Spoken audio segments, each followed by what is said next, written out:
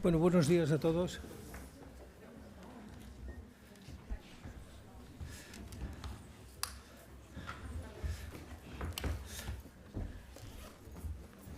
Bueno, buenos días a todos.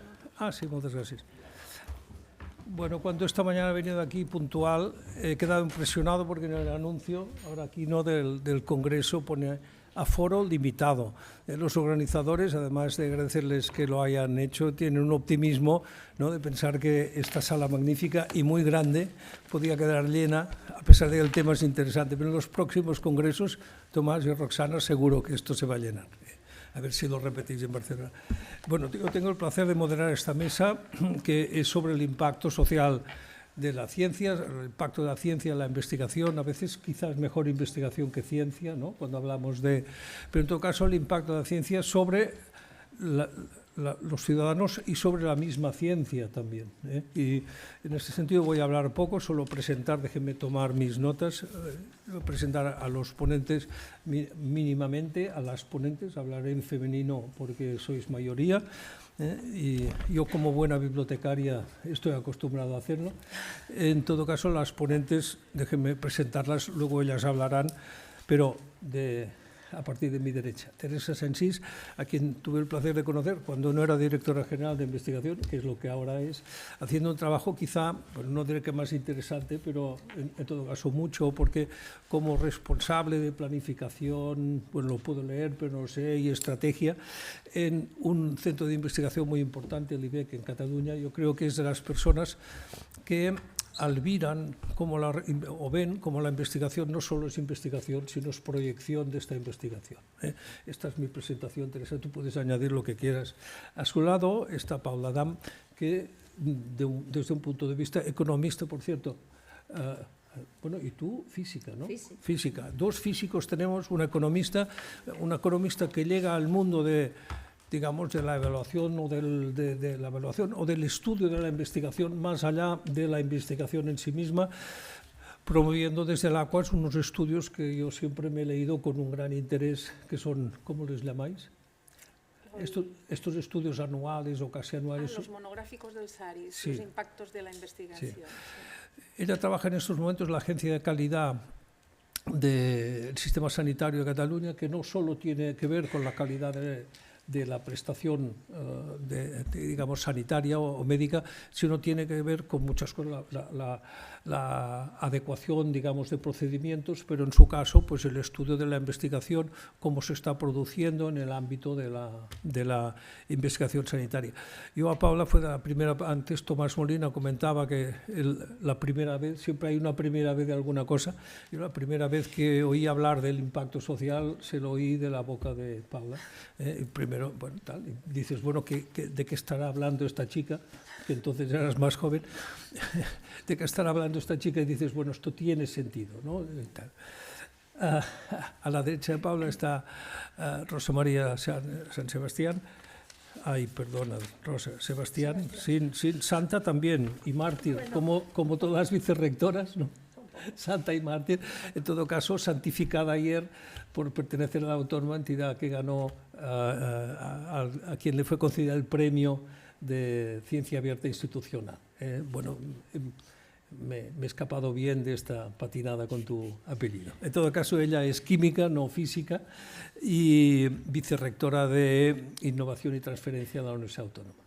Y al final de la mesa, Ismael Ràfols, que es físico, y en estos momentos, ¿cómo lo decías antes? Que eres sociólogo de la ciencia, su interés es sociólogo de la ciencia. En todo caso, es miembro el grupo... Perdónate, es que si no lo diré mal, lo tuyo es muy difícil, ¿eh? Del grupo Ingenio del CSIC, de la Universidad Politécnica de Valencia, pero conocido, digamos, por sus muchas intervenciones en temas sobre justamente medición, impacto de la ciencia, y en estos momentos consultor de la UNESCO para justamente hacer... Yo siempre hablo de evaluación, creo que me miras mal, pero en todo caso bueno, para estudiar cómo las recomendaciones a la UNESCO en ciencia tal pueden ser evaluadas, vistas. El funcionamiento de esta mesa va a ser simple. A cada una de estas personas vamos a procurar dejar tiempo para que ustedes intervengan. A cada una de las personas les dirigiré una pregunta y tendrán un cierto protagonismo con esta pregunta que será compartido con el resto de las personas en la mesa. Dicho eso, si les parece, empiezo por Paula. Porque yo creo, ordenar las preguntas me parece que un poco con un orden un poco metodológico y, en primer lugar, es si estamos aquí para hablar, digamos, del impacto de la ciencia y la investigación, que yo creo que tiene un matiz en la misma ciencia. O sea, ¿por qué estamos hablando de impacto y no estamos hablando de evaluación? ¿Por qué estamos poniendo este acento hoy, cuando ya pensábamos que lo teníamos todo, teníamos el tema resuelto evaluando? Porque hoy, digamos, abrimos un nuevo enfoque. ¿Qué está cambiando en la ciencia para que en estos momentos estemos hablando de esto? Muchas gracias, Luis. Sí funciona. ¿Se me oye? Sí. Yo, sobre esta pregunta, lo primero que te diría, Luis, es que la evaluación es un instrumento que tiene que estar al servicio de una planificación, de una política, de un propósito. Por tanto, lo importante primero es preguntarse cuál es el propósito y a partir de ahí se diseña un sistema de evaluación que ayude a que ese propósito se lleve a cabo, ¿no?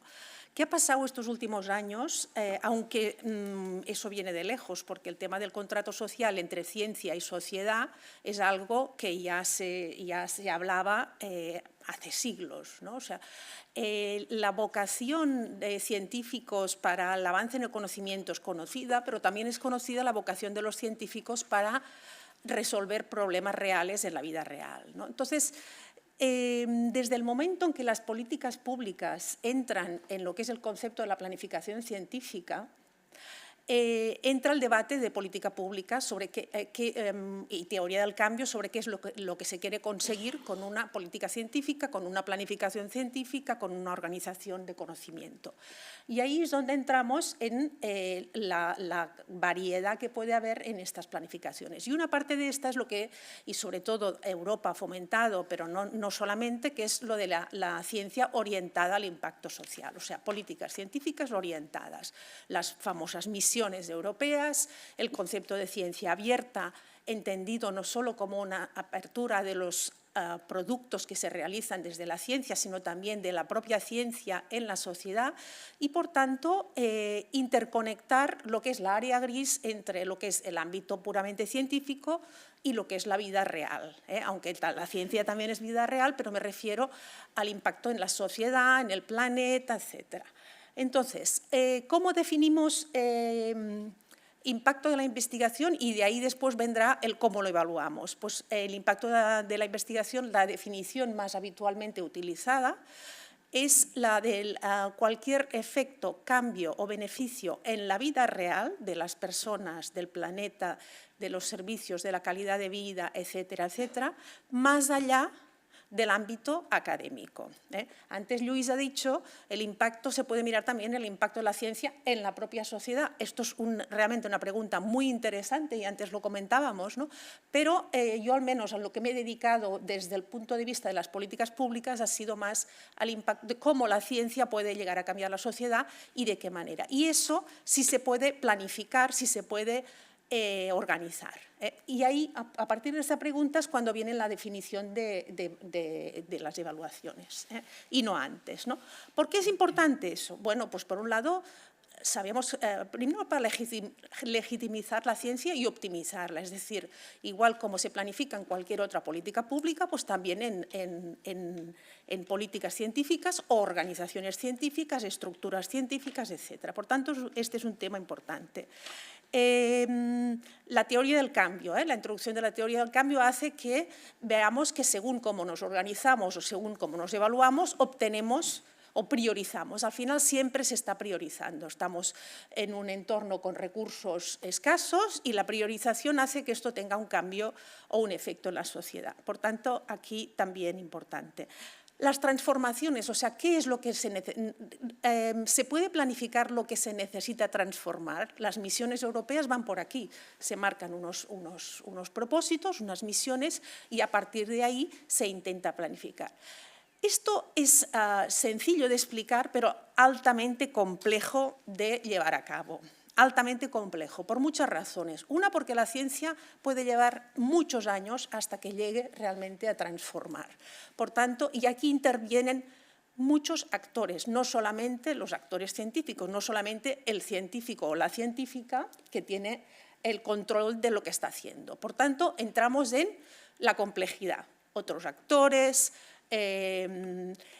situaciones de solución difícil y que nos pueden llevar a confusión y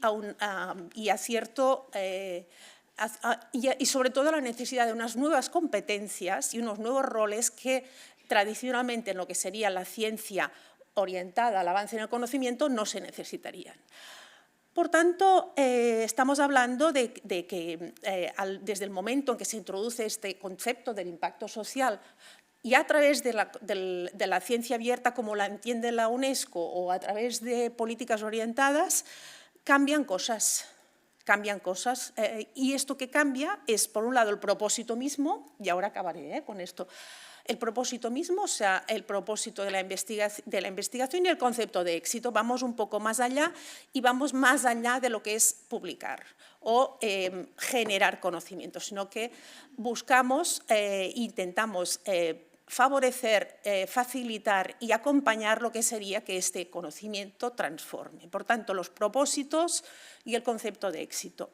También el esquema mental. Aquí hay ejemplos que algunos conocerán, como no sé si les suena lo de las RIS3, las regiones del conocimiento, que son estas regiones donde se juntan en agendas compartidas investigadores, pero también los otros actores de una región. Y por tanto, aquí el esquema mental es toda esta región y todos interactúan para llegar a unos propósitos. Por tanto, aquí el esquema mental de actuación no es solamente generar conocimiento, sino entender necesidades, entender prioridades, entender retos, entender necesidades, etc. Cambia también la frontera de interacción. Las fronteras pasan a ser más abiertas porque incluyen la vida real. O sea, entramos a que se está pidiendo a los investigadores que incluyan planificación de interacciones con la vida real para poder explicar lo que harán. Y eso cambia las métricas de la evaluación. Cambia las métricas, cambia los perímetros de la evaluación y cambia los valores de la evaluación. También cambian las estrategias y, por tanto, detrás de eso lo que hay es la aparición de nuevos roles y nuevas competencias en el entorno, tanto científico como de la vida real o el social, que hagan que esto sea posible. Y aparecen, por tanto, en lo que serían las competencias de los investigadores del futuro, lo que se dice la Next Generation, pues nuevas competencias que antes igual no se valoraban tanto, como la colaboración, la capacidad de interacción con de comunicación con actores no científicos, pero también aparecen nuevos roles en lo que son los gestores de conocimiento. Por ejemplo, lo que se llama el agente de impacto o el knowledge broker o knowledge mobilizer, que son estas nuevas figuras que están en los centros y en las universidades que ayudan a los investigadores a que ocurran cosas fuera de la universidad. Y por último, el reto organizativo. O sea, una cosa es organizar una universidad o un centro alrededor de una producción de conocimiento, otro reto es organizarla alrededor de que, además, este conocimiento se transforme en acción, ¿no? Yo con eso ya me paro aquí, ya seguiremos comentando. Lo has hecho perfecto, ¿sí? Para dar un poco de pie a tus compañeras de mesa sobre el tema. Yo creo, Ismael hacía mala cara, seguro que tiene algo que opinar al respecto. Así os doy tiempo, Teresa y Rosa, a que penséis vuestra intervención, si queréis. Sí, bueno, no sé, a propósito de tal. Bueno, pensaba que me tocaba más tarde. Te toca más allá, pero puedes opinar al respecto. No. Te hemos cogido a traspié. Digas, la Rosa. Bueno, aprofito per ajudar l'Ismael. Sí. No, simplement estava fent una reflexió. Sí. Ay, perdón, sí. Estaba haciendo una reflexión, escuchando a Paula, de si las universidades estamos preparadas. Tenemos aquí a Alejandra, que es una de nuestras gestoras en la Universidad Autónoma, ¿no? de gestión de proyectos y haciendo pre-award, o sea, ayudando a preparar proyectos. Y tenemos ya en proyectos europeos, hay parte de impacto, pero he de decir que lo que han aprendido y lo que se van formando, no tenemos todavía esta figura de la que estás hablando. De hecho, la vicerrectora de investigación estos días nos han pillado contrapié, sobre todo porque sí que la investigación y las evaluaciones y los proyectos van en esa dirección, pero todavía las instituciones no estamos del todo preparadas. O sea, la Autónoma, que ya supongo que algunos de vosotros sabéis, desde el punto de vista investigador es una universidad muy fuerte, o sea, siempre estamos en los rankings en las primeras posiciones a pesar de un tamaño mediano, y todo y eso no estamos preparados para... es el futuro y evidentemente ¿no? Pues ya se están intentando diseñar cursos y tampoco es fácil incorporar nuevos perfiles, pero sabes que las universidades y los centros públicos tenemos una limitación de incorporación personal, o sea que hay que hacer encaje de bolillos y no siempre es fácil, simplemente que es verdad que hay que cambiar la idea, pero se cambia todo el sistema y toda la estructura y esto en los sitios grandes es como un dinosaurio, se mueve todo lento.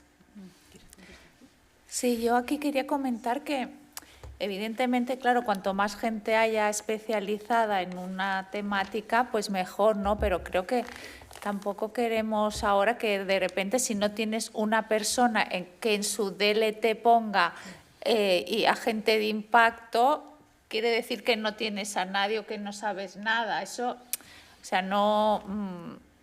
si algo tenemos que aprender es que cada vez los perfiles profesionales que se requieren son perfiles multidisciplinarios y que han de adaptarse a cambios que vengan en la institución, tanto sea por parte del impacto como por parte de, yo qué sé, de ahora de seguridad en la investigación, o sea, nuevas tendencias, investigación dual. Quiero decir que el sistema de ciencia y tecnología es tan complejo y va evolucionando de una manera tan rápida que más que decirnos, no, ahora necesitamos agentes de impacto, vamos a contactar agentes de impacto, no sé qué, sino que tenemos que pensar que en estos profesionales que son gestores de la investigación, ¿no? y del conocimiento, que puedan adaptarse a todos estos retos. Sí que viendo cómo desde la institución sí se quiere orientar, ¿no? hacia, pues ahora queremos orientar hacia el impacto, pues queremos orientar hacia esto, hacia el otro. O sea que aquí creo que no nos tenemos que focalizar, ¿no? en un nombre en concreto de una figura en concreto. Yo quería decir una cosa, no sé, pero bueno, tú, Paula, pero muy breve. El ponente anterior, digamos que no habéis podido escuchar, Tomás Molina decía, está haciendo, o sea, como físico y meteorólogo, en estos momentos, comentaba, quizá lo he entendido no muy profundamente, pero está haciendo un máster, digamos, de comunicación científica y políticas públicas, ¿no? Porque claro, lo que estabas diciendo tú, Paula, tiene un enlace muy directo con las políticas públicas, ¿no? Ismael, tú si quieres hablar ahora y si no tiene... Paula tenía después. No, yo quizás lo que haría sería una pregunta de cara a extender. El debate no solo nos interesa pensar en el impacto, sino también qué tipo de impacto, ¿no? Por ejemplo, en Cataluña excele a nivel de investigación biomédica, pero cuando miramos lo que están haciendo los centros, vemos que hacen sobre todo investigación biomédica con objetivos de curar, terapéuticos, que pueden ser utilizados por farmacéuticas. Y hay muy poca investigación de tipo preventivo o de tipo diagnóstico. Entonces, ¿qué tipo de impacto queremos tener? ¿Necesitaríamos también tener impacto en prevenir las enfermedades? Y eso es algo que no nos preguntamos muy a menudo.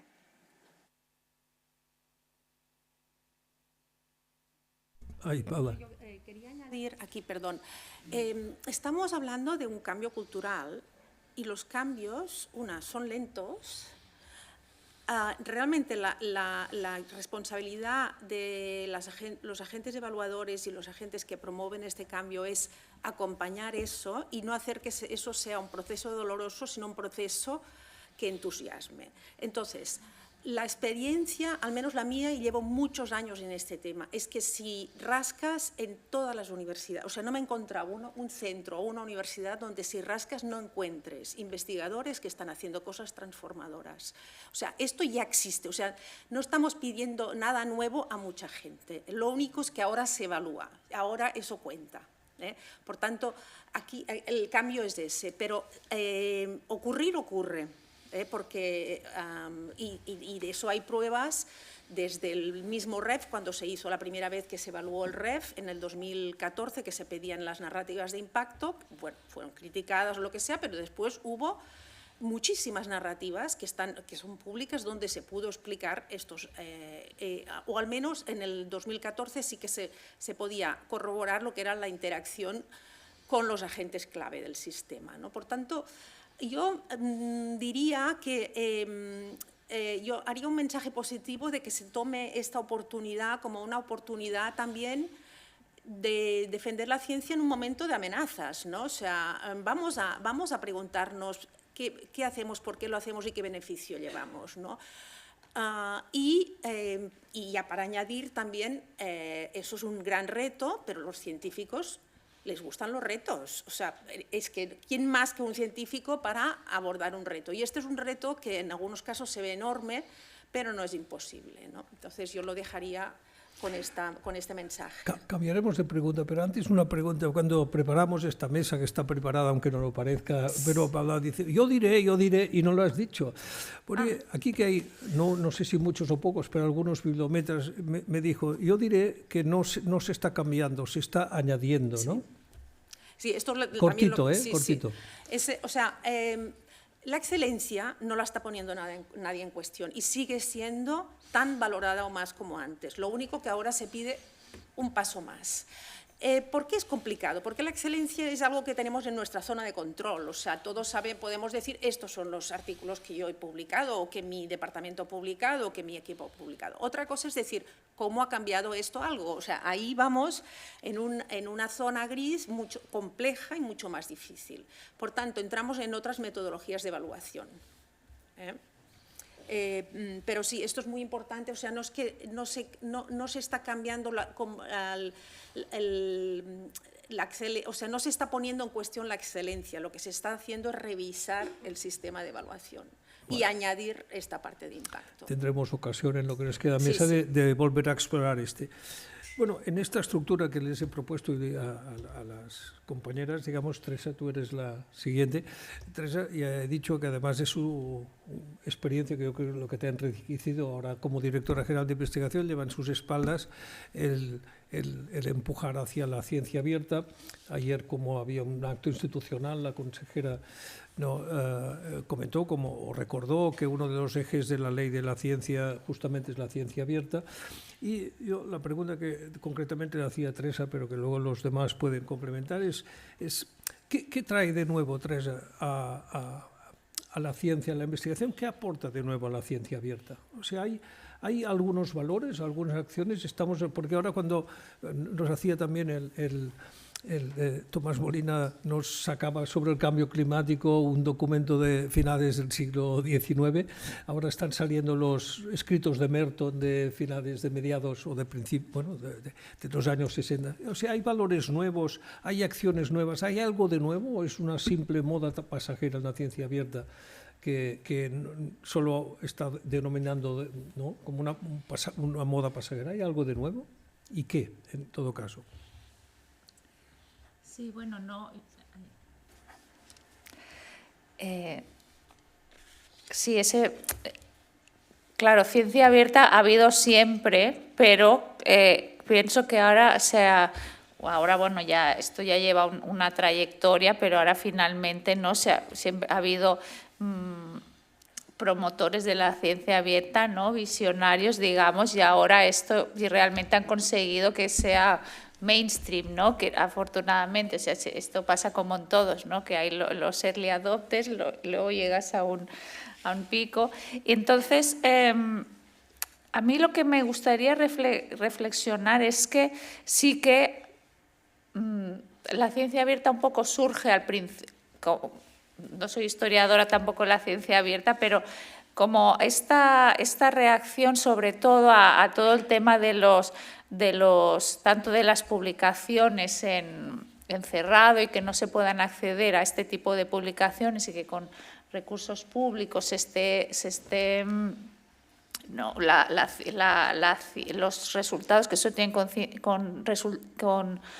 con recursos públicos no pueden ser accesibles a toda la ciudadanía. También bebe mucho de todo el tema de el software, ¿no? Todo el movimiento de software libre y el Linux, etcétera, y que esto nos ha llevado también al tema de compartir datos, de todos los principios FAIR, etcétera, y también con la reflexión que comentaba la Paula, ¿no? de decir, bueno, ¿de qué sirve toda la ciencia que estamos haciendo? ¿Qué impacto tiene en la vida de las personas?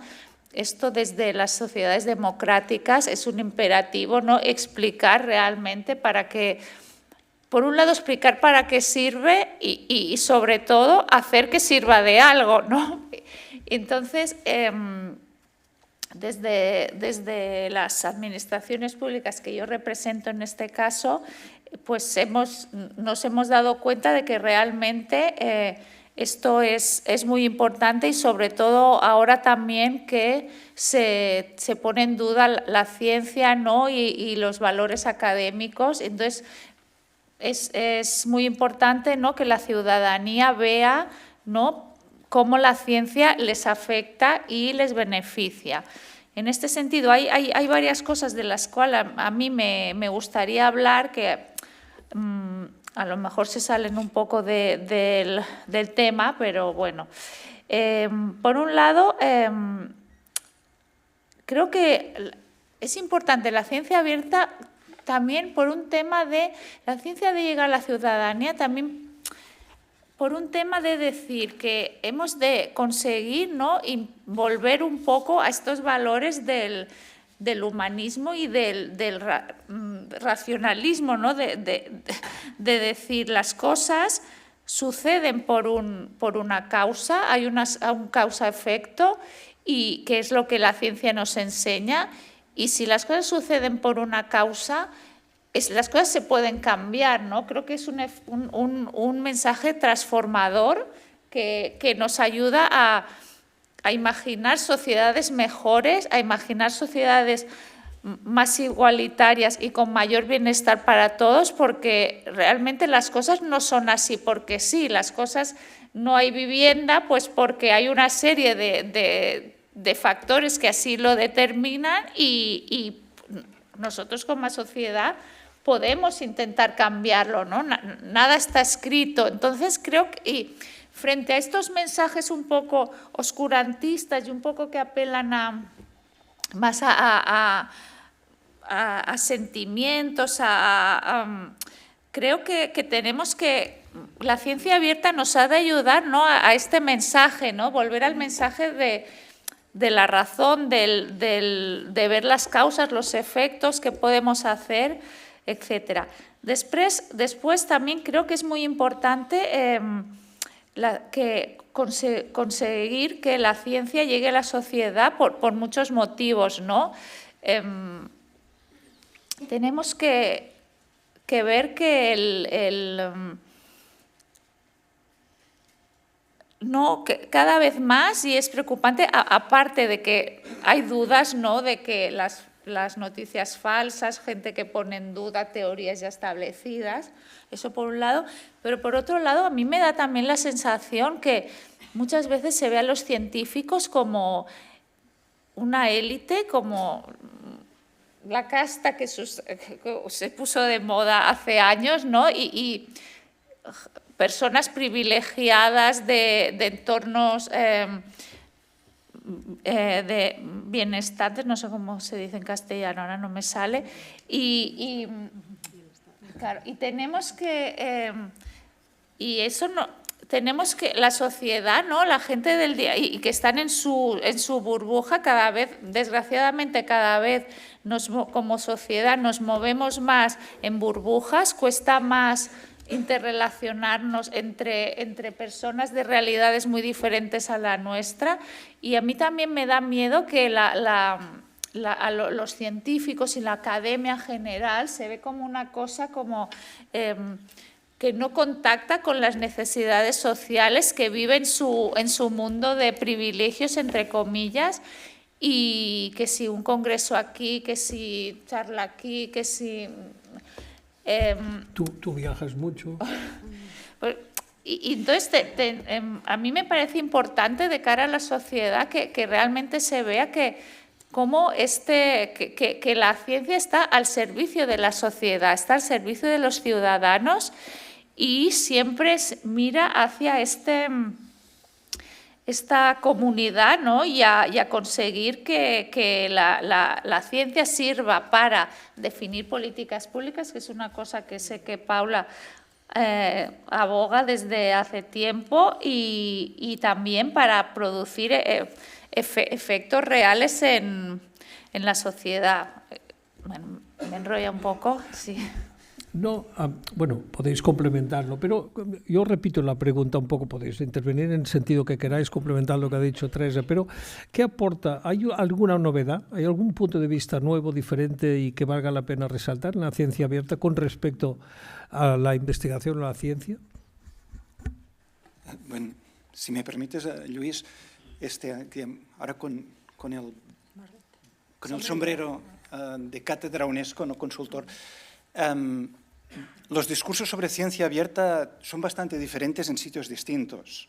O sea, el concepto de ciencia abierta de ciertos editores, de Elsevier, es muy distinto del de las publicaciones de la Universidad de Barcelona, de la Comisión Europea o de la UNESCO.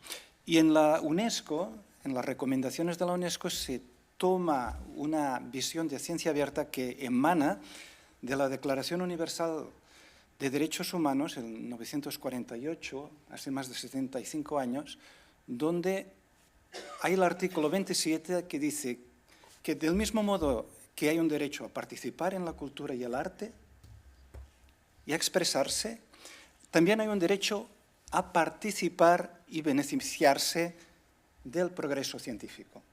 Algo que se llama el derecho a la ciencia, y a partir de esa idea, en las recomendaciones de la UNESCO de Ciencia Abierta se ponen una serie de valores adjuntos a ciencia abierta, que incluyen los que son tradicionales, digamos, en la noción mertoniana de calidad, rigor, pero también valores como beneficio colectivo, o sea, que todos nos beneficiemos a la larga del progreso científico, diversidad, que todo el mundo pueda participar, e inclusión. Y entonces, Teresa, si me permites, en la presentación anterior de Tomás Molina, Tomás hacía como algo de constricción diciendo, es que nosotros los comunicadores muchas veces comunicamos desde un paternalismo científico, desde una arrogancia, él no decía arrogancia, pero si me permitís, como de una arrogancia tecnocrática. Y creo que es un error. Y entonces, en foros como este damos por sentado que efectivamente la ciencia beneficia a todo el mundo. Y lo siento, pero hay muchos estudios de innovación que dicen que los beneficios de la innovación basada en productos tecnológicos benefician más a ciertos grupos sociales que a otros grupos sociales, ¿no? Por ejemplo, en el hecho de que haya mucha más investigación en cáncer en Cataluña y mucha menos en cardiovascular tiene efectos positivos para gente que tenemos estudios y que nos cuidamos, y en cambio para clases bajas con problemas cardiovasculares, porque fuman, no hacen deporte, pues hay menos investigación para ellos. la ciencia no beneficia por igual a todo el mundo. Y entonces lo que quería añadir es que para mí las recomendaciones de la UNESCO de ciencia abierta, esta noción con valores de la ciencia abierta, lo que pone el énfasis es en recobrar como esa visión, digamos, de la ciencia como bien común que existía en la posguerra, que existió en ciertas épocas ilustradas.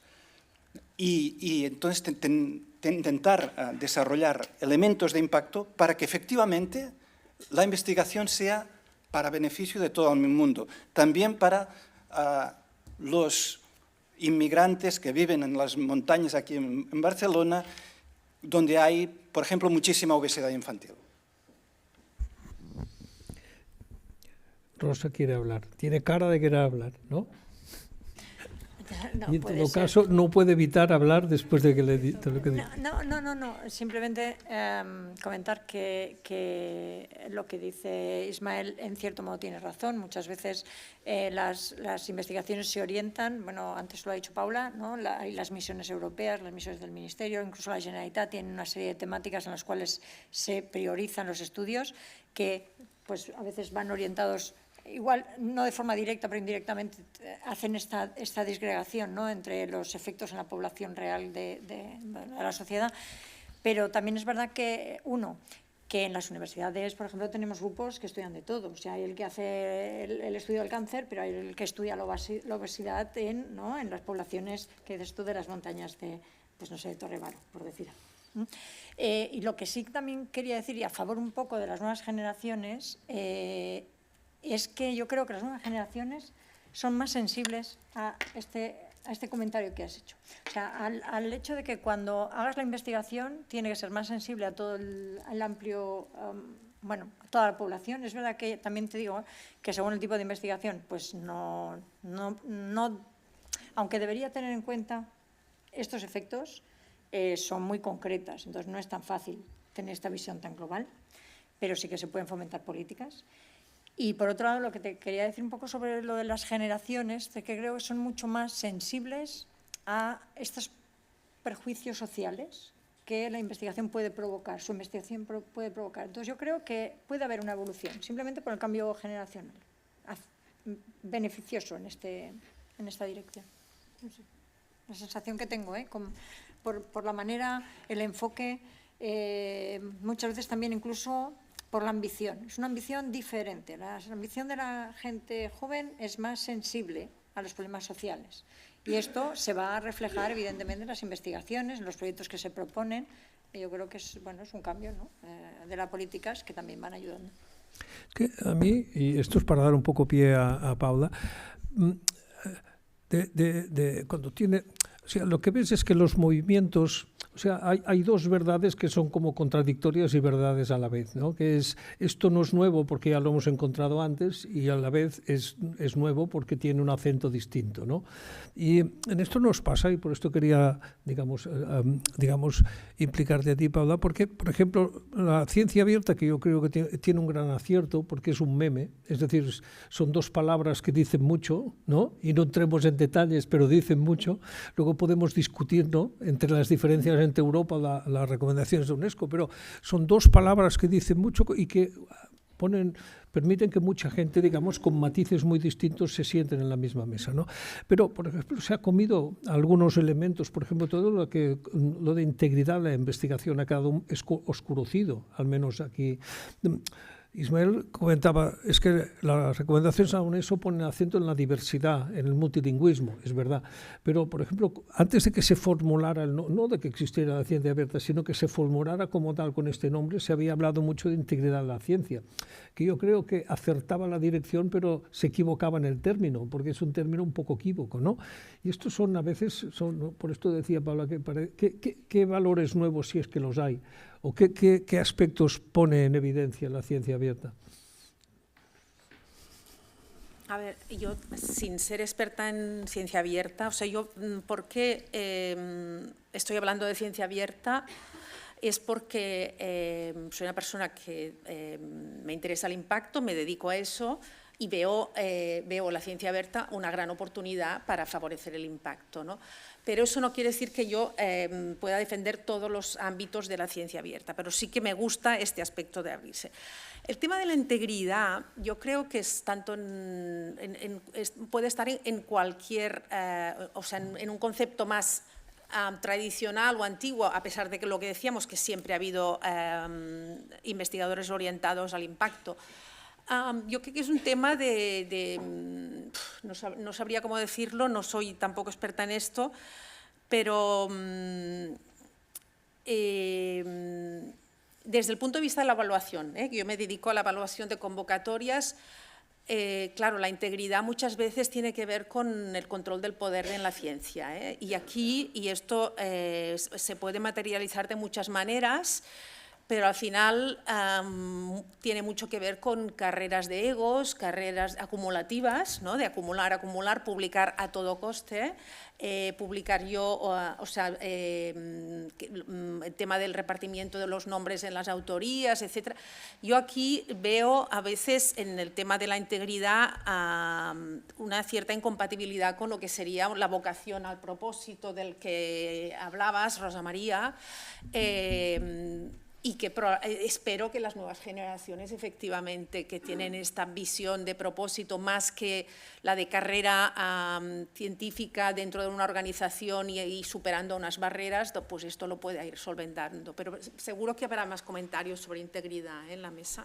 Bueno, yo aprovecho, esto es una opinión que no me toca como moderador, pero como sé que alguna vez lo he utilizado y a Paula le gusta, yo digo que la ciencia abierta tiene la gran virtud de que es una pancarta. Si pusieran una pancarta, todos los que estamos aquí nos podríamos detrás de la pancarta. Luego, hablando con la persona, ¿no?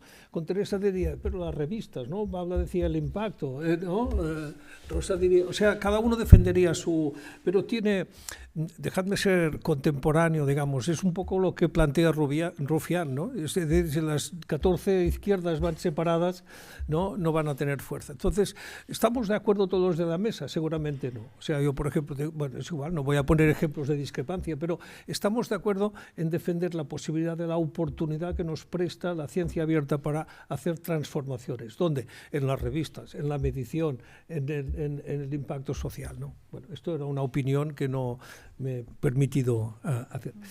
Sí, sobre eso de la integridad, yo creo que la ciencia abierta puede ayudar, porque claro, si has de compartir los datos en los que has basado tus conclusiones, pues claro, esto ayuda a que haya una trazabilidad de lo que has hecho y yo creo que como mínimo en este sentido ayuda mucho, ¿no? Perdón. Sí, continuando un poco con el esquema preparado, que lo podemos ir, digamos, dibujando, pero a Rosa le quería preguntar, para que luego también el resto de miembros de la mesa puedan contribuir a ello, es decir, desde un punto de vista, además Rosa lo decía, yo he entrado en este mundo, pero yo soy catedrática, yo me dedicaba a la química orgánica, de hecho me hacen vicerrectora y entro en un mundo nuevo, ¿no? Pero yo la pregunta, Rosa, es, claro, ¿cómo ve un investigador que de repente, o sea, que lo que estás haciendo es investigación en un laboratorio y que de repente le piden que se preocupe del impacto de la investigación, que haga narrativa de su impacto?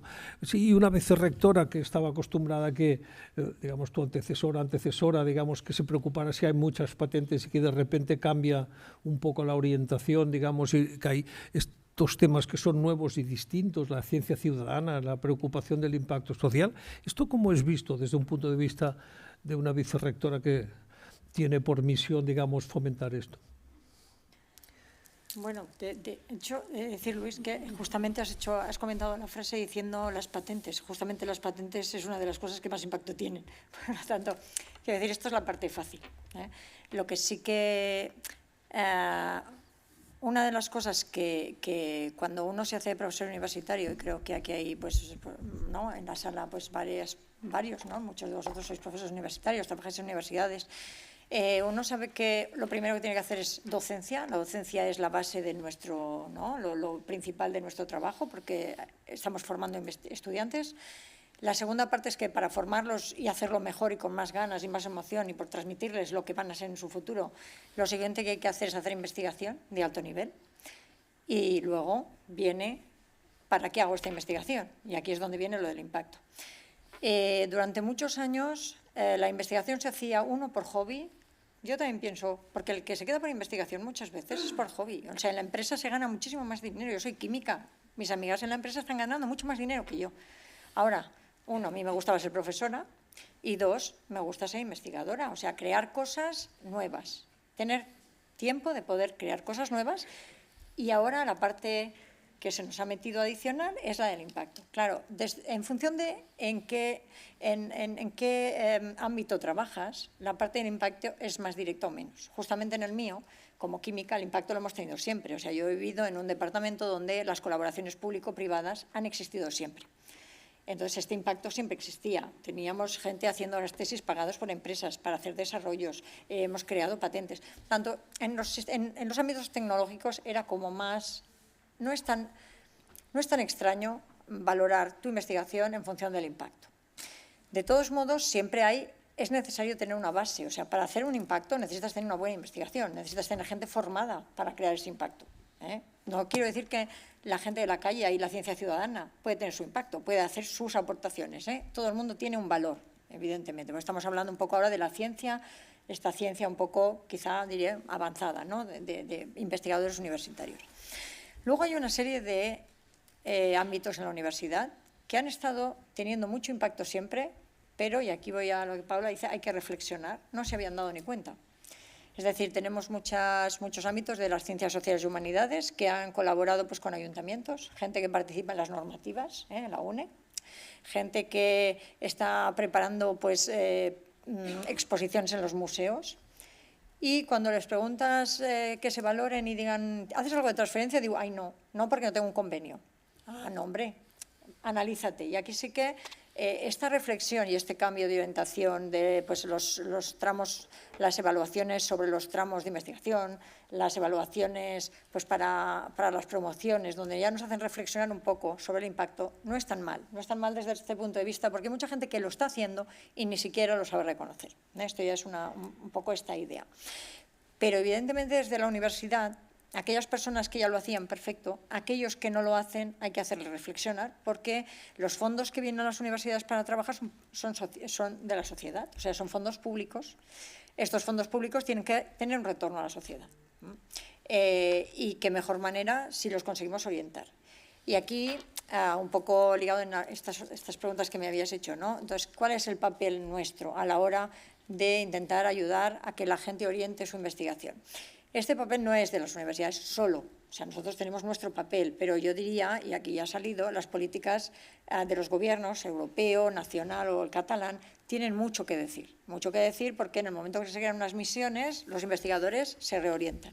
En el momento que se impulsa la transferencia, por ejemplo en la Generalitat, pues se creó no hace tantos años, yo ya casi era vicerrectora, pues una dirección general también de transferencia. Pues esto también hace, ¿no?, que se vaya visibilizando que el propio gobierno tiene pues ese interés. ¿Cuántas veces hemos visto, ¿no? Pues Teresa y yo, en los actos públicos, la consellera pues siempre resalta, la consellera de Recerca y Universitats, remarca mucho pues el poder o en qué nivel está Cataluña en innovación. Todo esto, ¿por qué? Pues porque estamos, ¿no?, cada vez más orientándonos en esta dirección. ¿Cómo se puede ayudar? Las políticas, orientar los programas hacia siempre que vayan los proyectos en una dirección, que siempre tengamos que reflexionar, como dice Paula, hacia dónde queremos ir.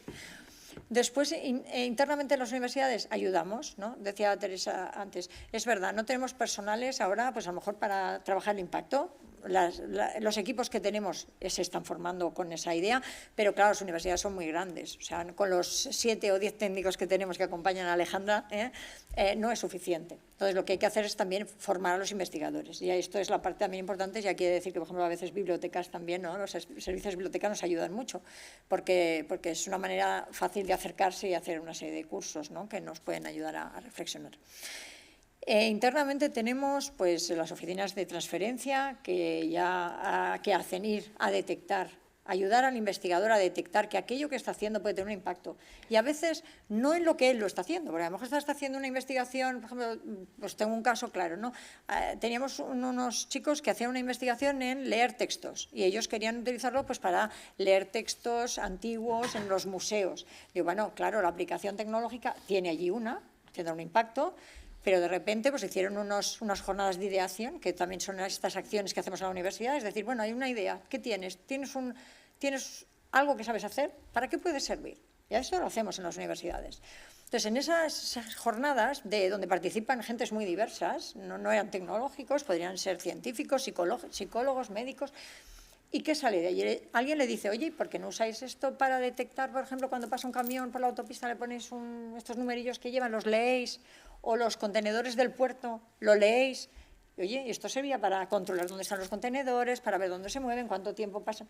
Bueno, pues de ahí ha salido una tecnología y de ahí ha salido una empresa. O sea, de un día que alguien llega con una idea para algo, se transforma en otra cosa. Y de aquí es un poco, es una ciencia ciudadana. Todo el mundo aporta y reorienta la investigación. Por tanto, hacemos muchas actividades también de este estilo, para potenciar también y acercarnos más a la sociedad. La colaboración público-privada es importante, entonces también hablo un poco en todas las universidades, no solo de la mía, porque todas las universidades tenemos unas estructuras bastante parecidas, o sea, tenemos siempre alguien, en nuestro caso en la Autónoma es el Parc de Recerca, que lo tenemos un grupo de personas que trabajan con los clústeres para ver los retos que necesitan las empresas y acercarlos a los investigadores. Y esto también, pues os pongo un ejemplo personal, lo importante que puede llegar a ser. O sea, yo hago una química que lo que hacía era hacer catalizadores, una especie de moléculas para acelerar reacciones. Pero esto está muy lejos de una aplicación real. Me costaría encontrar una aplicación real, me la podría inventar, pero sería inventiva. En cambio, me puse a hacer unos proyectos de colaboración público-privada simplemente porque yo tenía aquellos conocimientos. Empiezo a trabajar y veo que quedan muchas cuestiones en esos proyectos con la empresa, muchas cuestiones que quedan abiertas que ellos no tienen interés de investigar, pero que sí que tienen un efecto en su trabajo. Pues yo hablo nuevas líneas de investigación, tengo los ojos abiertos, soy investigadora y abro nuevas líneas. Entonces ahora tengo líneas que se acercan mucho más a las necesidades porque tuve ese input realmente de la sociedad. Y lo mismo en la colaboración también con las administraciones públicas. Esto también lo trabajamos. No sé si, Luis, quieres orientarme. Bueno, esto ya quizás es curiosidad personal, pero esto que se ha hecho, creo, en Cataluña, en algunas partes del doctorado industrial, ¿ayuda a hacer esto? Estupendo. Yo creo que, y aquí tengo que dar, porque además fue una iniciativa catalana, yo diría, porque los doctores industriales nacionales salieron después, es una convocatoria de la Generalitat. Creo que los doctores industriales son una aproximación y una convocatoria excelente. Excelente porque pues, la empresa se anima a tener una persona, además hay la posibilidad de que la contrate la empresa o la contrate la universidad, hay las dos opciones. Acerca la universidad a las empresas y además los resultados suelen ser muy interesantes, tienen todos impacto y sirve para captar talento a las empresas, porque muchos de estos chicos, yo he tenido 4 y 3 están en las empresas.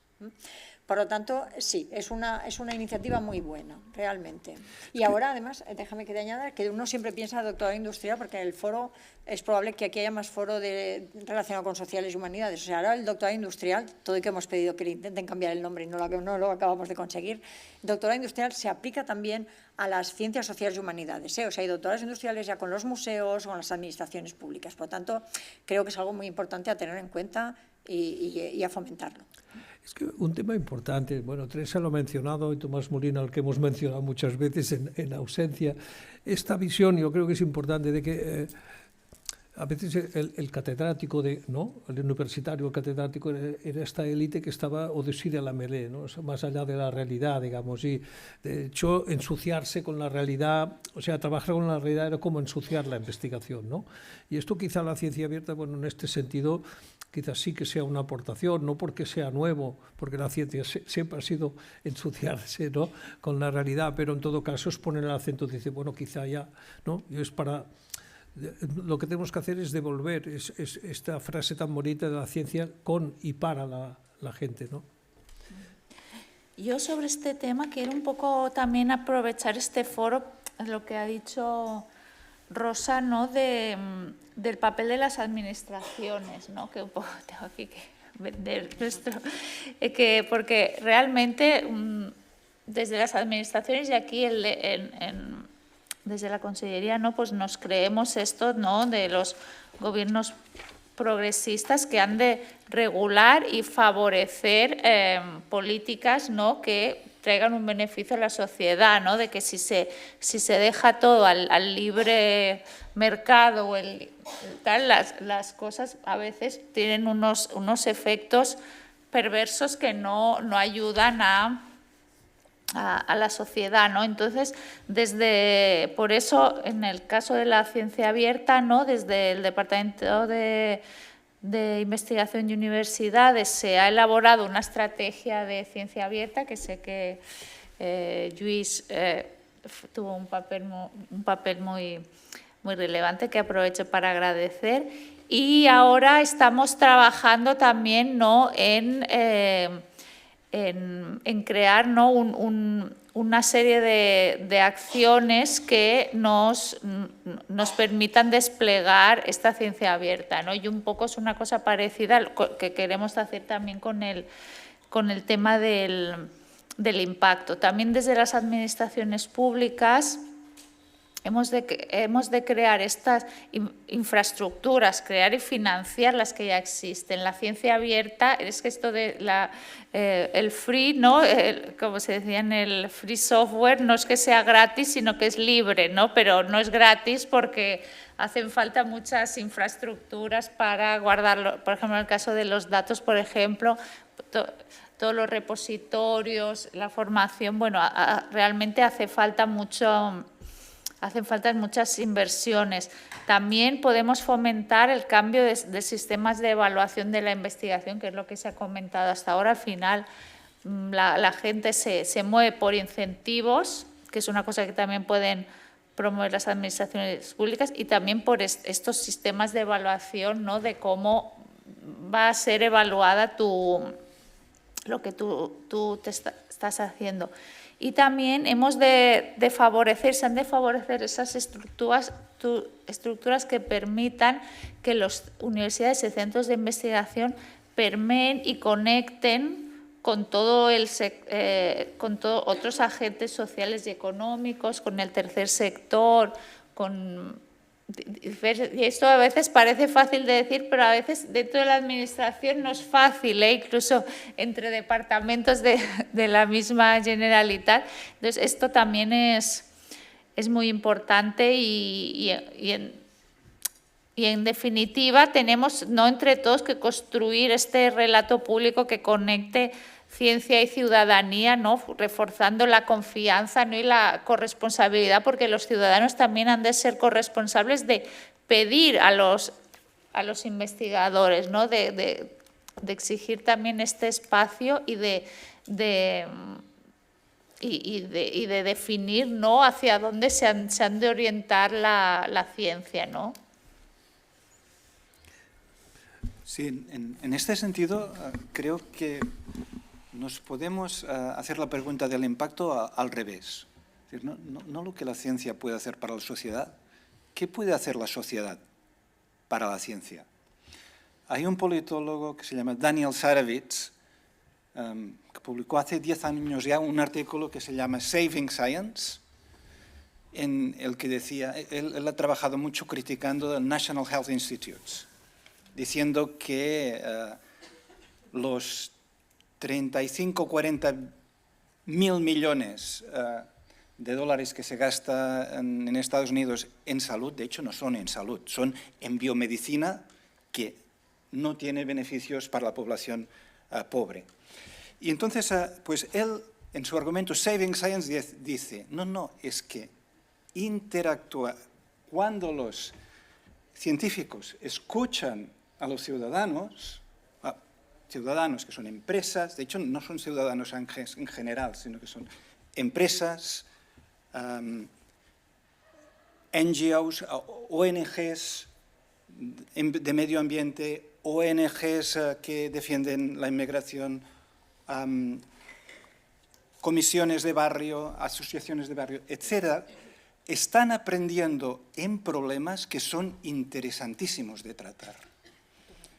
Entonces, pensar el impacto desde el otro lado. Y en ese sentido, Lluís, creo que la ciencia abierta nos da un marco para desarrollar esas interacciones, ¿no?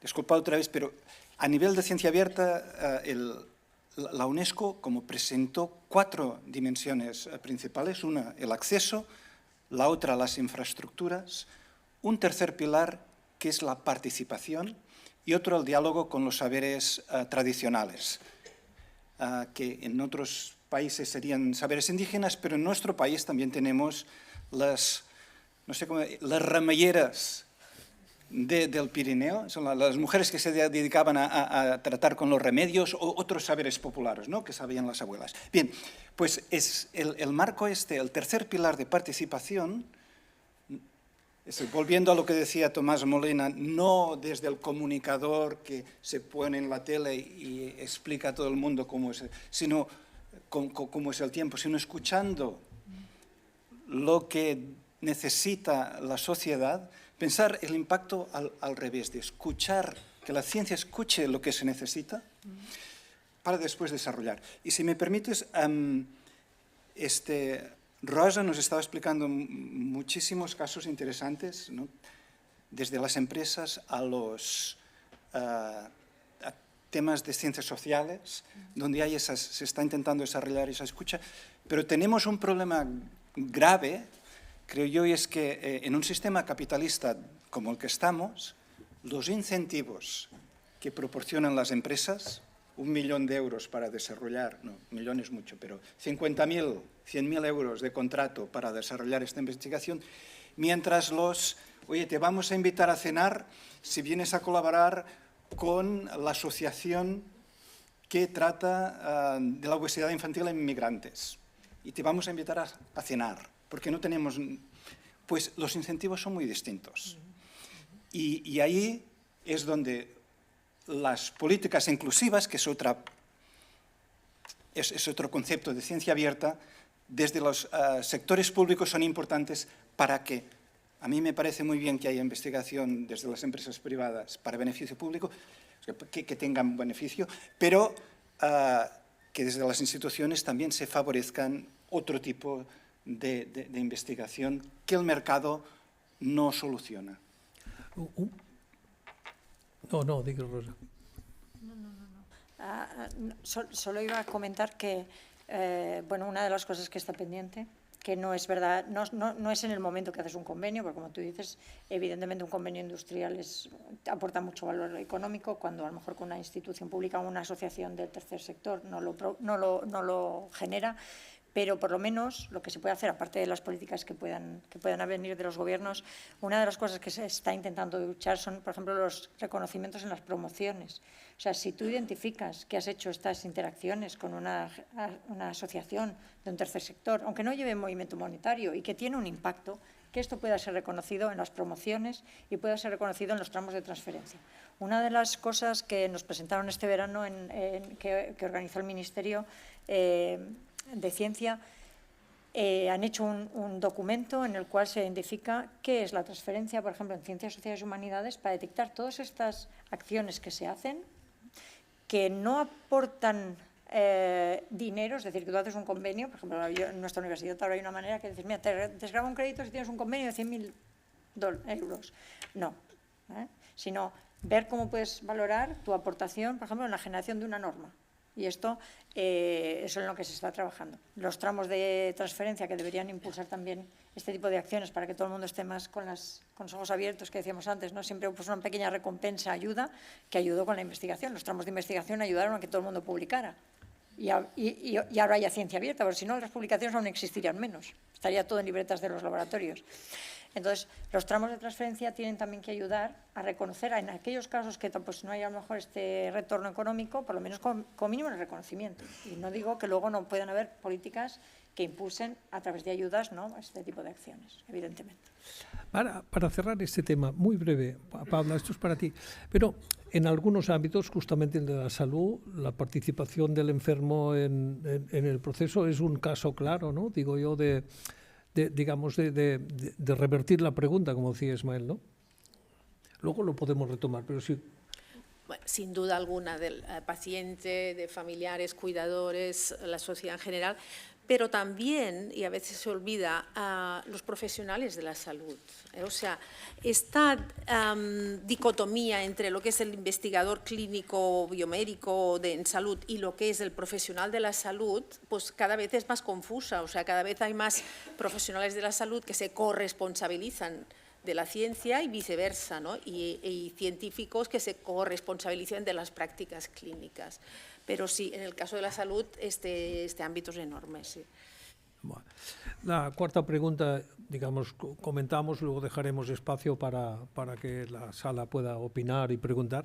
Ismael, sabiendo que en esta sala hay bibliometras famosos y reputados, y que tal, no, tu pregunta, las preguntas que yo te haría, Ismael, tú que te has dedicado a temas de impacto, y en este sentido de evaluación, es decir, ¿por qué o sea, dos preguntas? ¿Por qué hoy, por qué un sistema que ha funcionado tanto tiempo, digamos, ha entrado en descrédito? Ayer el rector de la Universidad Autónoma decía, nos han estado midiendo, estamos en un buen momento, nos están midiendo por el peso, ya era momento que nos midieran por otras cosas, ¿no? Es decir, ¿cuántos artículos?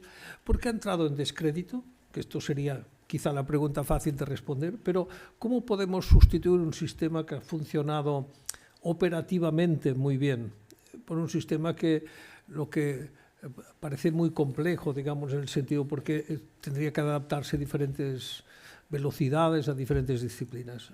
Dos preguntas. ¿Qué ha funcionado mal hasta ahora y cómo podemos hacer que funcione bien a partir de ahora? Bueno, lo que ha funcionado mal, yo lo resumiría, es en ese dicho que en castellano dice, es de necio confundir el valor y el precio, ¿verdad? O sea, una cosa es contar citaciones, esto es el precio, pero ¿cuál es el valor de la contribución científica? Y eso es lo que nos interesa, ¿no? Porque la ciencia ofrece una variedad de contribuciones desde las científicas del goce de conocer, ¿no? ¿Qué valor tiene que nos informen que en agosto, creo que es el 12 de agosto de este año, habrá un eclipse de sol total que podremos ver desde media Cataluña para abajo hasta Valencia? ¿Qué valor tiene? Imaginad miles de personas mirando el cielo y gozando de ese espectáculo. Eso tiene un valor extraordinario, ¿verdad? Pero es el goce del conocimiento hasta el valor que nos dan los químicos para poder tener pantallas táctiles. Pues reconocer esa variedad de contribuciones, eso no lo hace el mercado económico y tampoco lo hace el mercado de citas.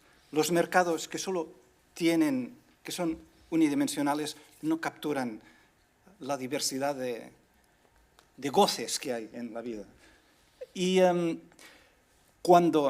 intentaré ser breve, cuando empezó la bibliometría, los que la empezaron en los años finales de los 70, principios de los 80, dijeron muy claramente que se trataba de indicadores parciales de progreso científico. Uno de ellos fue uno de mis maestros en la Universidad de Sussex, Ben Martin, y a los bibliómetras yo recomiendo que a los alumnos les hablemos de estos artículos de los 80, Martin y Irving, 1983, indicadores parciales. Parciales tienen que ir acompañados de lo que ahora estamos llamando narrativas y, por ejemplo, los colegas de Granada están desarrollando cómo los indicadores ayudan en narrativas, ¿no? Ponerlo en contexto. ¿Por qué ha llegado a descrédito este modo de contar? Pues porque ha dado lugar a incentivos perversos, ¿no? Se ha dado a ciertos investigadores se han olvidado de cuál era el goce de conocer, y el goce se ha convertido en el goce de publicar, ¿no? Del mismo modo que hay empresas cuyo goce se trata de ganar dinero, no en dar servicio a sus clientes. Y eso ha dado lugar a una reducción de tareas. Gente que dedica poco tiempo a la docencia porque están preocupados en publicar. Y también porque ha sido mal aplicada, porque en la bibliometría rigurosa, ¿no?, de los años 80, 90, se sabía que a nivel individual no se puede utilizar. Del mismo modo que tú sabes que cuando juegas a los dados, llegas a buenas estadísticas cuando habrás tirado los dados 1000 veces por temas estadísticos, pero no puedes llegar a estadísticas de probabilidad cuando tiras los dados 10 veces. Pues lo mismo ocurre con la bibliometría, tiene mucho ruido y necesitas ir a nombres grandes. Por lo que la bibliometría continúa siendo útil a nivel agregado de institutos e instituciones. No queremos tirar la bibliometría, sino tirar sus malos usos. ¿Qué se puede hacer? Bueno, decíamos que las contribuciones de la ciencia son extraordinariamente diversas y los canales por los cuales estas contribuciones llegan a la sociedad también son muy diversas. Por lo cual, cuando se han hecho estudios de intentar, bueno, ¿qué indicadores nos servirían para medir la contribución social? Pues van de los 150 a los 300 indicadores distintos, ¿verdad? Y eso no es manejable y además que dependen de los campos, ¿no? En química, biotecnología, las patentes servirán, pero en ciencias sociales las patentes no sirven. Y como hay tantísimas dimensiones, lo que nos funcionan serían las narrativas acompañadas de indicadores que muestren que esa narrativa no es un cuento, sino que tiene una base empírica. Y eso, pues, bueno, aquí tenemos a gente de Granada con lo estado Torres Salinas, lo están desarrollando, aquí está en primera fila, están desarrollando pues, este tipo de modo de evaluar. Eso ya no es algo que digo que se puede hacer, se está haciendo ya y además tienen clases, creo, o sea, módulos para explicar cómo se puede hacer. Y además, y para acabar, en el caso del impacto social hay un problema de atribución, porque un científico, una científica por sí solo no hace un cambio social, siempre lo hace acompañado de empresas, de ONGs, de administraciones, de otros agentes, en decir cuál es el mérito del investigador y cuál es el mérito de la empresa o de la administración es problemático. A ver, tenemos una tortilla que te ha salido excelente, ¿no? Tenía aceite, sal y huevo. Díganme qué porcentaje del mérito está en el aceite, está en la sal y está en el huevo. ¿Verdad que no tiene sentido? Pues del mismo modo, la contribución científica en sociedad es a través de agentes diversos y el mérito es compartido. Yo aquí quería añadir, si puede ser, el tema de la atribución y el mérito, yo lo veo muy complicado y un poco simplista, porque me da la sensación que en ciencia también, bueno, y en otros sectores, hay mucha gente que contribuye, porque incluso gente que, digo, yo qué sé, el Big Bang, ¿no? Pues antes de que se estableciera el Big Bang, pues había gente que pensaba en otros modelos de universo. Pues esta gente, estando equivocada, contribuyó al Big Bang, porque había las típicas peleas entre dos ramas, yendo a congresos, las discusiones, o sea que es muy difícil las atribuciones en ciencia, ¿no? Yo lo veo muy complicado porque gente investigando en un campo, aunque su investigación concreto ni tengas una patente, ni llegues a no sé qué, están contribuyendo a este campo. Entonces, veo un poco simplista todo este tema que se está ahora intentando ahora, eso de la atribución, de que tú demuestres que no sé qué, en la narrativa y tal. Es como también muy mercantilista esta manera de medir el impacto, tengo la sensación. Sí, yo en ese sentido, Teresa, agradezco este comentario porque es útil para clarificar cosas. O sea, creo que la atribución es una palabra que tiene que quedar en desuso porque lo que son contribuciones y lo que al final estamos hablando todos aquí es de una corresponsabilidad. O sea, las cosas ocurren, hay transformaciones en la sociedad porque hay una corresponsabilidad, o sea, el científico tiene es parte de la historia, igual como el paciente, el médico o la médica o el gerente del hospital, o sea, al final lo que estamos haciendo es una amalgama que es la complejidad y que es por eso que nos cuesta tanto evaluar, porque la evaluación ideal sería la de la atribución pura, pero eso no existe, ¿no? Por tanto, por eso las discusiones sobre cómo se tiene que reformar la evaluación de la ciencia están aún vivas y no hay conclusiones cerradas, ¿eh? O sea, porque es la vida misma es así, ¿eh? Yo me quedo también con un comentario de Teresa, de estas contribuciones que uno no se espera, a lo mejor. O sea, que bueno, se ha hecho algún trabajo que no ha llevado al fin, pero que al final contribuye de otra manera, ¿no? Entonces, también aprovecho a relacionarlo con el papel de ciencia abierta que comentabas antes. Y entonces, por ejemplo, yo creo que la ciencia abierta nos puede ayudar mucho a que hayan contribuciones de estas laterales que uno no se da cuenta pero que están allí, y es permitiendo publicar todos aquellos trabajos que no han dado el resultado que uno esperaba.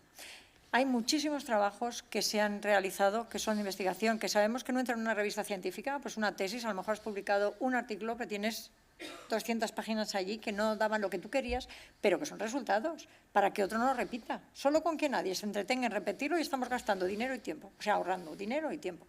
Y esto es muy importante. Y debería saber el número, no lo sé, pero sé que nuestro vicegerente de investigación, una de las cosas que siempre recalca es que hay, pues no sé, es un número altísimo de patentes europeas, o sea, patentes que hacemos, que intentamos depositar y que no se aceptan porque el trabajo ya estaba hecho y patentado. ¿Qué quiere decir? Que estamos repitiendo muchas veces la investigación que ya está hecha. ¿Por qué? Pues porque igual no estaba bien reflejada, porque igual la hemos hecho a través de otra vía. O sea, hay muchas cosas que están hechas y, sobre todo, lo importante es que las cosas que hagamos, aunque no den lo que queremos, realmente se han hecho. Tendrían que estar en algún lado. Y la ciencia abierta, con estos repositorios que tenemos ahora ya en abierto, con pues, la Comunidad Europea, que tiene pues, estos sistemas de publicación con pares, ¿no? Con pares, tendrían que permitir, y ya las hay, y hay algunas revistas que te permiten enviar resultados pues, que negativos, que diríamos, ¿no? Resultados que se han hecho para que queden ahí. Entonces, ahí la ciencia abierta es algo importante. Y aquí, en la estrategia nuestra catalana, en la cual también participo, creo que igual tenemos que pensar en un repositorio de todos estos resultados para que estén siempre permanentes. Tenemos que buscar un nombre. Repositorio de fracasos no es un buen nombre. No, fracasos no. Perdonad la broma. Ya lo buscaremos, tiene que ser siempre positivo. Tenemos... intentos. No hay fracasos. En todo caso, bueno, muchas gracias por vuestras contribuciones, os habéis ajustado perfectamente al tiempo para dejar justamente para la audiencia, en teoría, preguntas, pero no solo preguntas, sino intervenciones, opiniones, discrepancias, complementos, lo que queráis. Alguien en la sala creo que debe tener un micro. Yo veo una palabra... 1, 2, me voy tal, 3. A ver si... 1, 2, 3... Félix, ya te echaba en falta yo.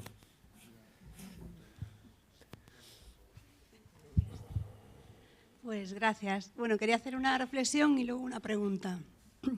En la primera parte, por la reflexión, se ha hablado del impacto, pero muy ligado a las patentes, ¿no?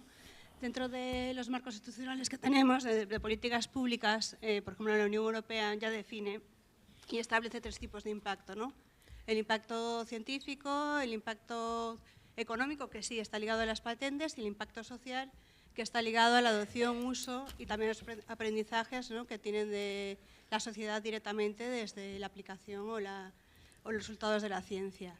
Eso también está ligado, en mi reflexión que estoy haciendo ahora, a la definición de la UNESCO de la ciencia abierta en la dimensión que se ha comentado de participación pública. Y he hecho en falta un poco, en cuanto a ciencia abierta, la perspectiva de la democratización del conocimiento, ¿no?, que es uno de los pilares. Y en ese sentido,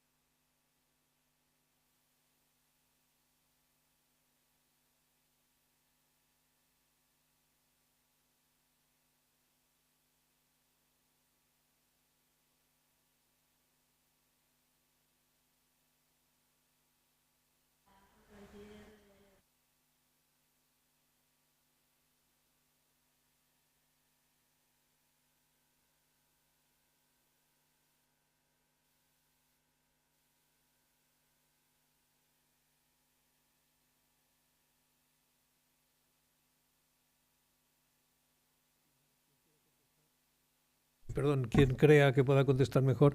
No estoy seguro, yo además de viejo estoy sordo, pero no estoy seguro que el micro esté encendido, ¿eh? Sí, yo tampoco tengo muy claro. No, más o menos. Bueno, yo creo que hablamos, digamos, tangencialmente de la democratización del conocimiento desde el punto de vista de la participación, ¿no? Y en cuanto a mecanismos que se estén implementando, Paula. No sé si voy a responder a tu pregunta, pero así pensando dos cosas. Una sobre la que yo no soy experta, pero sí que sé que hay un debate sobre el tema de democracias y libertad y libertad de investigación versus dictaduras y imposición. Creo que aquí hay mucho debate sobre eso, porque también en democracias se prioriza de alguna manera u otra, o sea que aquí probablemente politólogos pueden decir cosas, pero sí que me ha hecho pensar eso en una cosa. Las democracias se organizan alrededor de parlamentos, ¿no? Y sí que es verdad que cada vez más están entrando la ciencia en los parlamentos, ¿no?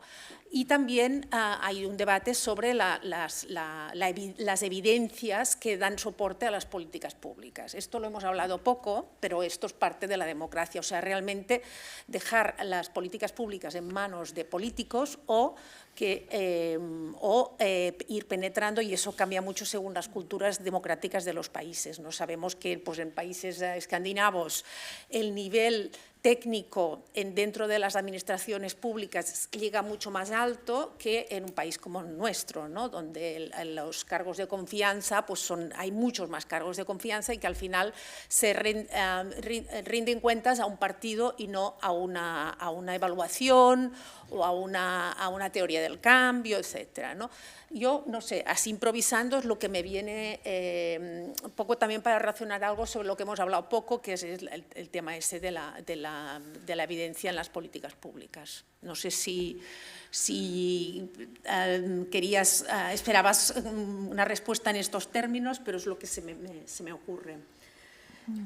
Yo quería hablar también de esto que comentabas, ¿no? De los recursos educativos en abierto, que veo un movimiento muy interesante que cada vez, y que pienso que está muy apoyado por las nuevas tecnologías, ¿no? Que también han sido muy importantes en general para el desarrollo de la ciencia abierta. En este sentido también quería comentar que desde, pero no solo aquí en Cataluña, pero bueno, en concreto desde el Departamento de Recerca de Investigación y Universidades de Cataluña, pues tanto como todos nuestros centros de investigación cerca, como también desde las universidades, pues hay estos programas de divulgación de la ciencia y de hacer que la ciencia llegue a toda la ciudadanía, ¿no? Y de democratizar este acceso.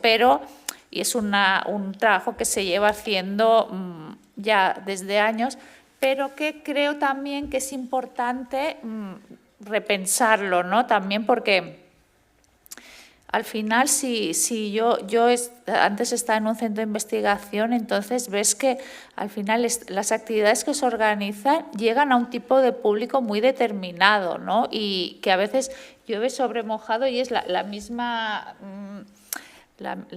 familias, por ejemplo, en el caso de los niños, ¿no? Las mismas familias de un nivel educativo más alto son los que llevan a sus hijos a este tipo de actividades y todo se retroalimenta.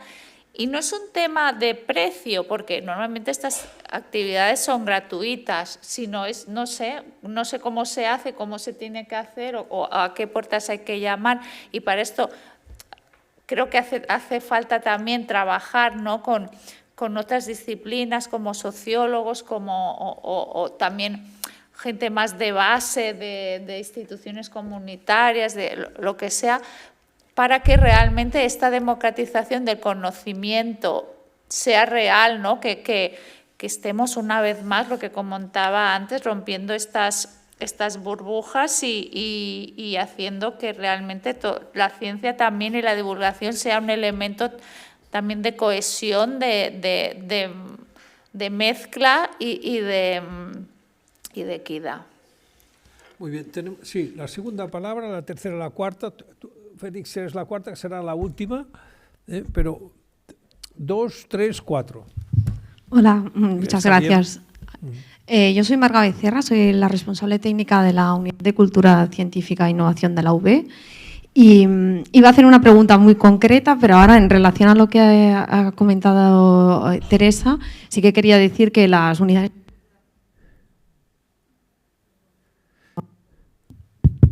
Ahora, ¿no? Que las unidades de cultura científica, bueno, aquí hablo en nombre, creo que somos pocas las que hay aquí, pero hace muchos años que trabajamos en la línea de llevar...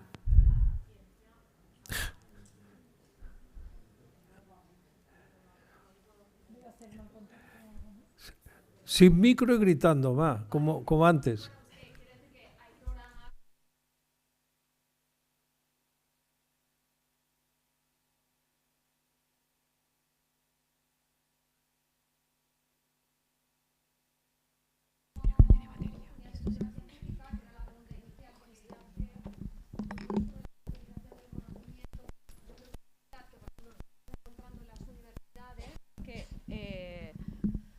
Bueno, los investigadores, igual soy yo, quieren recibir evidencias, ¿no?, de ese trabajo, de llevar el conocimiento pues, a centros escolares, a ferias de ciencia, bueno, ¿no? Pero claro, nosotros ahora nos pasamos la vida cada vez más haciendo certificados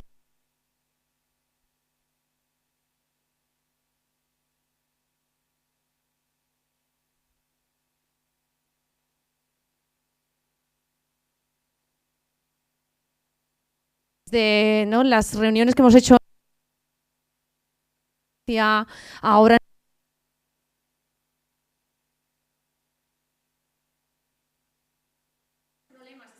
Yo hablo de las universidades porque es lo que más conozco.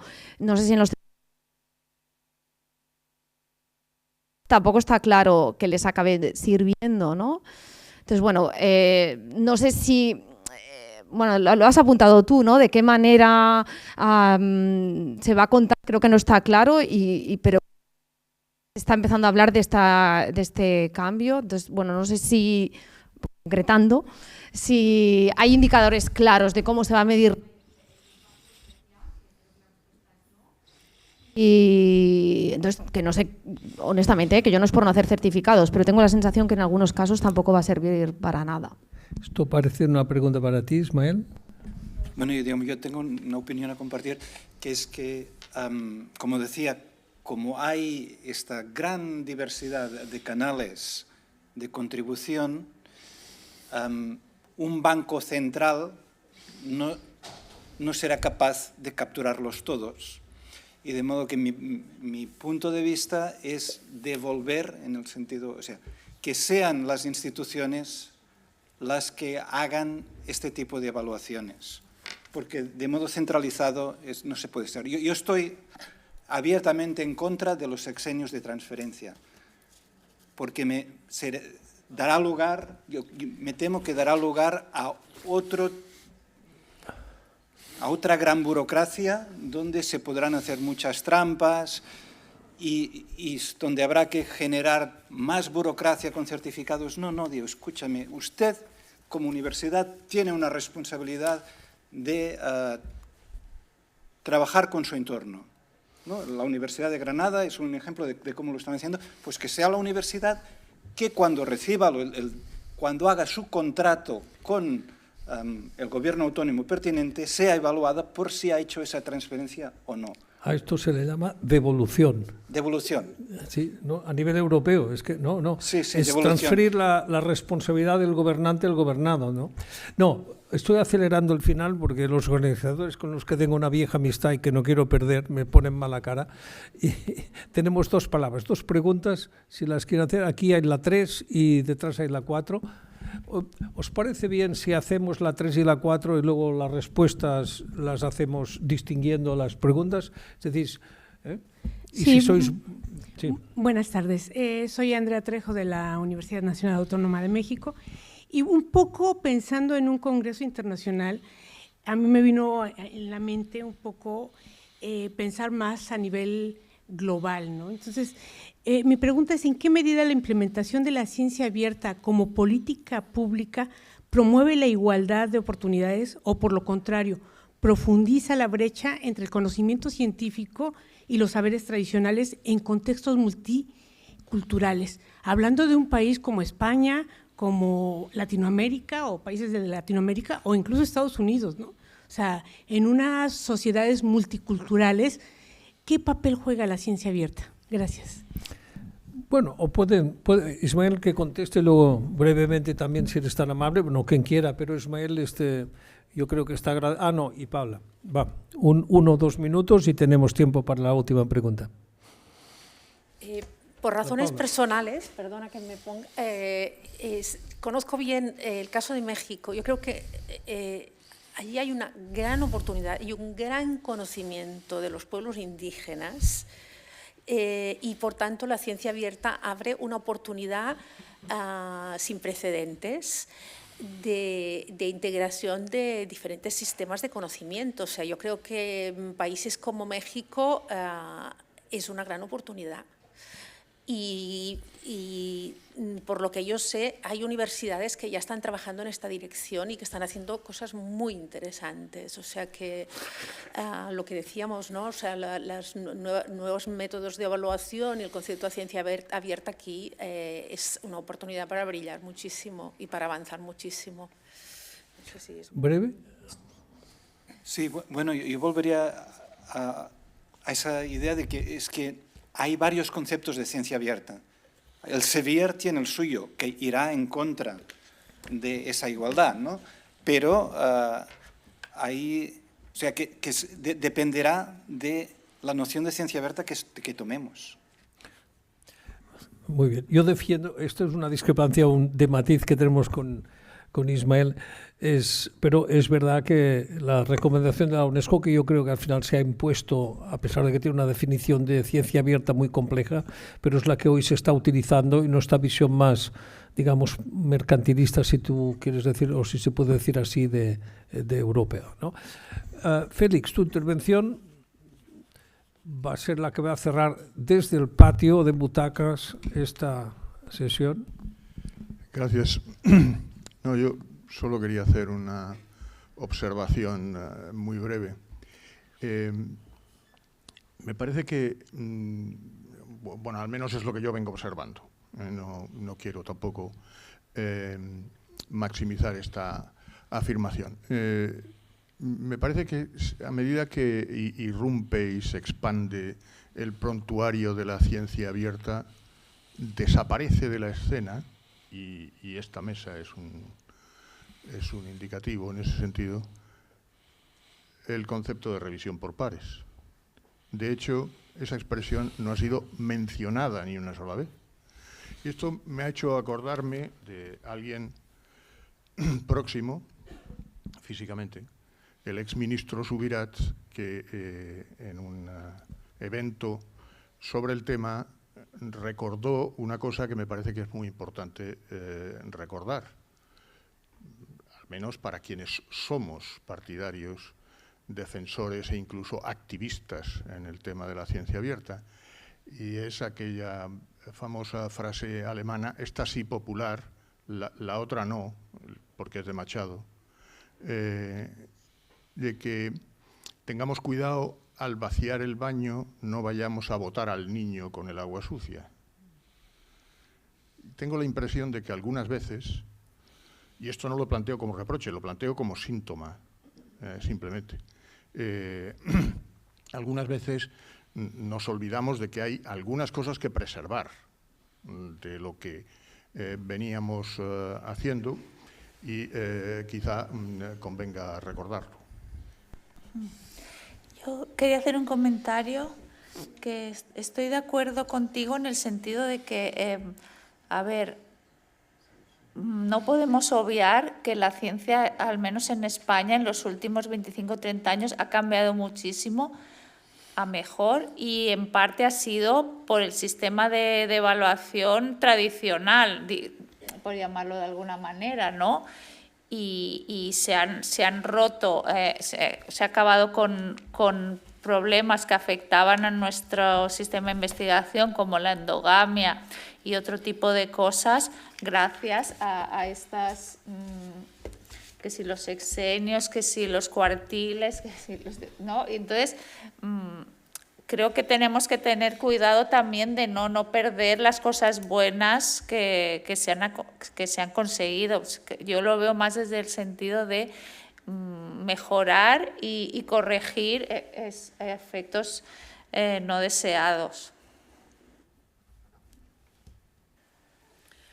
Yo, si me permites, creo que realmente es verdad que no se ha hablado, pero la revisión por pares es fundamental, pero ahora más que nunca, porque al final se basa en la deliberación entre una serie de personas que han dedicado un tiempo a conocer las propuestas. A veces se incluye entre los pares diversidad también, porque pares quiere decir iguales al que propone, ¿no? Pero a veces ahí en estas revisiones por pares se introducen expertos pues, en género, en impacto, y realmente cuando el manifiesto de Leiden, etcétera, dicen que los indicadores cuantitativos hay que abandonar el uso inapropiado, es porque tienen que ir acompañados de una deliberación cualitativa. O sea que esto me parece más importante que nunca, sobre todo cuando vamos a evaluar, por ejemplo, narrativas. Las narrativas no puede ser como contar garbanzos,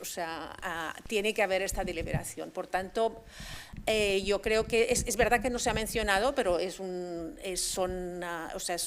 elemento fundamental. Dejaremos al resto de la mesa con ganas de intervenir porque vemos allí que me piden el tiempo, perdonad. Yo déjame clausurar esto agradeciendo en público. La pregunta es, ¿qué entendemos por pares? En el sentido que en la ciencia abierta dejamos de dar por sentado que los pares son Dejamos los de la pregunta abierta, dejadme clausurar o cerrar la sesión. Me han pedido yo creo que lo que de esta mesa yo he aprendido es decir, la ciencia abierta es una gran oportunidad. Tiene sus matices, como decía Ismael, es una gran oportunidad, para transformar lo que estamos haciendo cada día, de forma que tenga más impacto sobre la sociedad, sin que esto nos haga olvidar las cosas buenas, digamos, que se ha hecho, para decirlo así, la cierta tradicional o cerrada. Gracias a todos.